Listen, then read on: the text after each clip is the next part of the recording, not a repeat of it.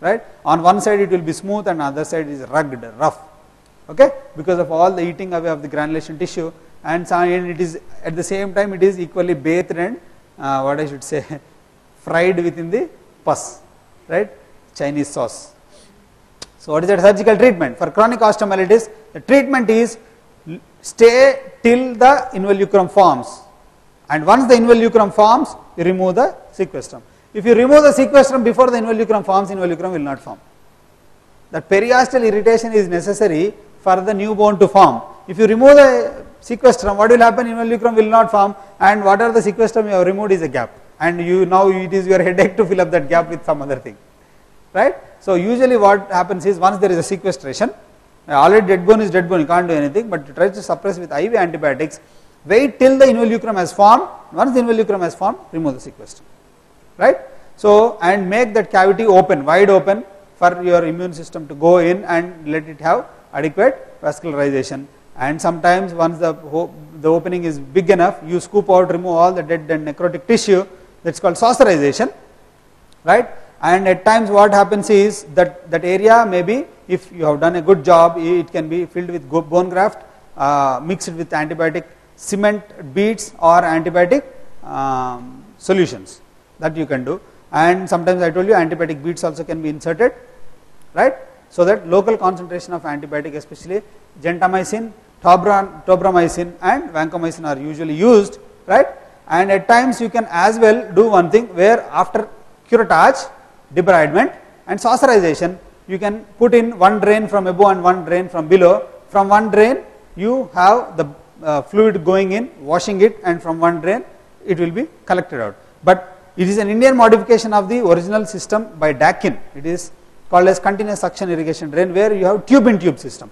Once you put it in, the distal tube will send in the fluid so that it will bath the fluid, wash out, bath the surrounding structures where you are trying to wash it out, and then once it baths and takes all the dirty material, the upper tube, outer tube, which is bigger, tube in tube is, the bigger tube will be there, through this smaller tube will be there. For the smaller tube you connect the irrigation fluid, and for the bigger outer tube you connect the suction.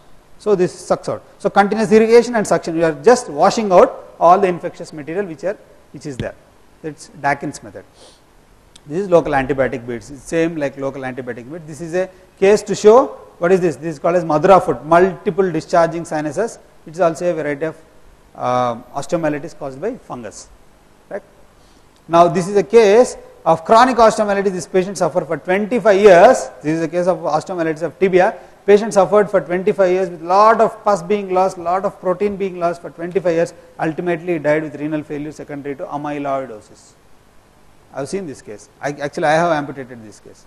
Ultimately, you could not make him survive, right? Because of various reasons. He already ended up in chronic renal failure, right? These are all the deadly complications. Sometimes it so happens whole of the bone get necrosed and it comes out. Whole total femur will be out. Femur will not be there. You will have hip, you will have knee joint, between there will be thigh muscles and there is no femur at times. It so happens. So many times it happens, half of the humerus will be gone, sequestrated, and sometimes it tries to come out, somebody will pluck it out. What will happen? Whole of the bone is gone. So it is a deadly, it is more dangerous than malignancy. Malignancy will at least kill. Patient will be happy, sorry, patient will not be there to be happy. But here patient will be there, he will be unhappy all throughout his life. Right? So treat osteomyelitis more carefully than even malignancy. Simple. An analog of the same inflammatory process which is happening in a joint is called as septic arthritis. Septic arthritis is an inflammatory joint disease caused by these microorganisms. Most often again Staph aureus.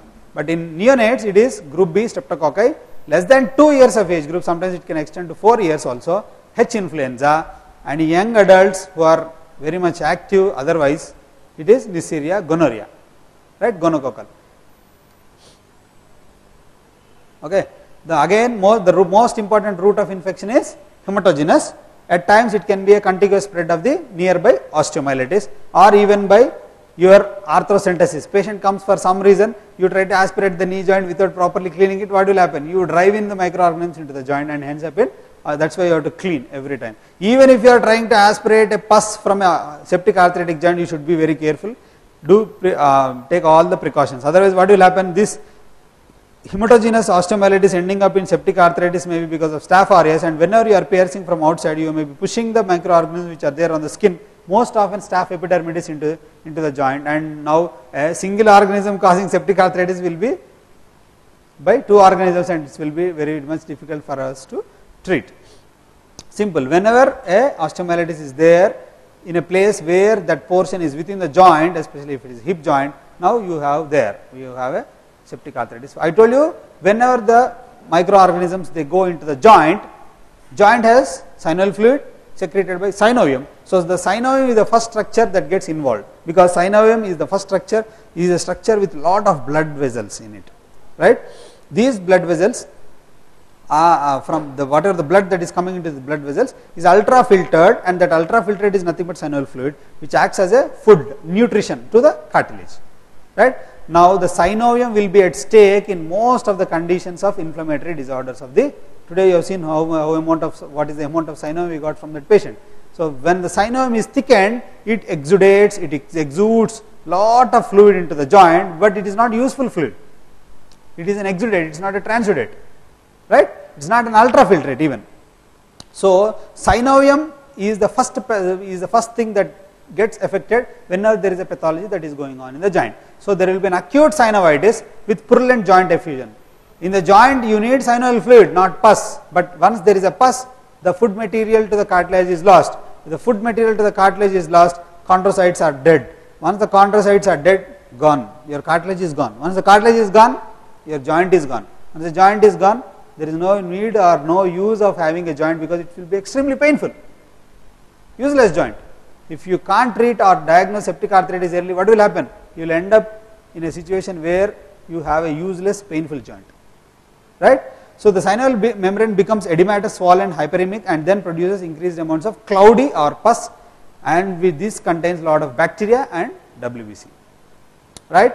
And once this is happening, all the pus is spent inside the joint. What happens? The capsule is laxed, capsule is stretched too much, and there can be a pathological dislocation of the joint also. The articular cartilage is eaten away, and whole of the surface is denuded off.